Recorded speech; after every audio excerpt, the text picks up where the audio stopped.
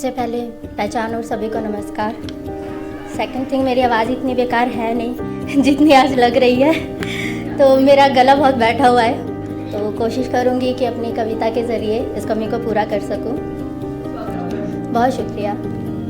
आज की मेरी ये कविता प्रेम, आस्था और सुकून के भावों का एक खूबसूरत संगम होगी, जहाँ एक प्रेमिका अपने प्रेमी से बेइंतहा मोहब्बत तो करती है, मगर दिल के किसी कोने में ये डर भी रखती है कि शायद उसका ये प्रेम एक तरफा है। लेकिन जब उसके सब्र का बांध टूटता है तो वह इस बात की परवाह किए बिना कि उसका प्रेम स्वीकार होगा या नहीं, किस तरह अपनी मोहब्बत को शब्दों में ढालकर वो बयां करती है। आइए सुनते हैं इबारत के दिल की बात। कहता वो कुछ नहीं पर सुनता मेरी हर बात है, उलझे हुए दिनों के बाद वो सुकून की एक रात है।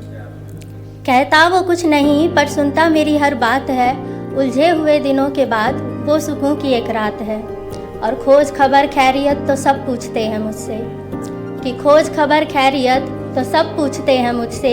सूखी पड़ी दिल की ज़मीं पर वो सावन की एक बरसात है, उलझे हुए दिनों के बाद वो सुकून की एक रात है।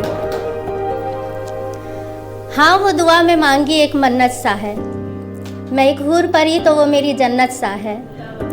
कि हाँ, वो दुआ में मांगी एक मन्नत सा है, मैं एक हूर परी तो वो मेरी जन्नत सा है।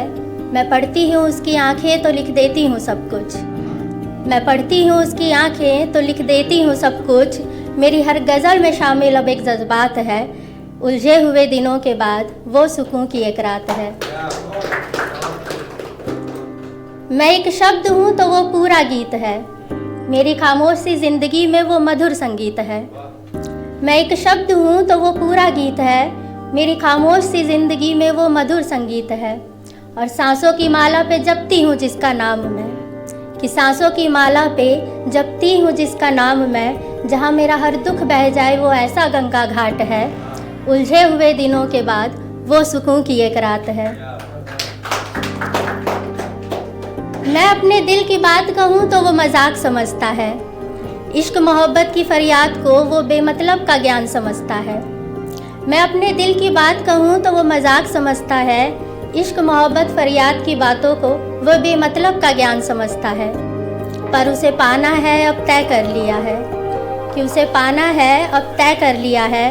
वो मेरी ज़िद नहीं अब मेरी आस्था का विश्वास है, उलझे हुए दिनों के बाद वो सुकून की एक रात है।